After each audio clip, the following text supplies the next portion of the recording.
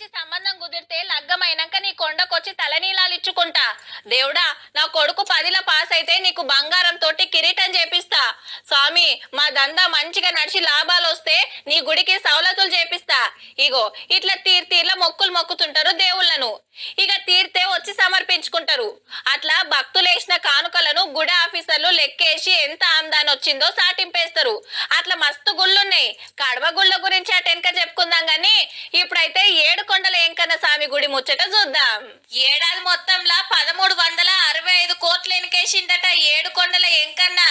అంటే రోజుకు 3 కోట్లు, నెలకు 100 కోట్లకు మీదనే. పోయినేడు 2.5 కోట్ల మంది దర్శనం చేసుకుంటే దేవుని గల్లెలా గింత పైకం పడ్డదట.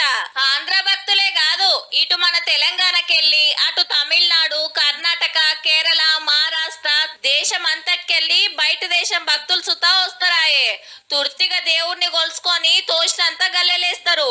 పెద్ద భక్తులు సుతా బగ్గనే చదివిస్తారు. ఇక ఏడాదిలా మొత్తం 6 కోట్ల అన్నప్రసాదాలు పెడితే 12 కోట్ల లడ్డూలు అమ్ముడు పోయినాయట.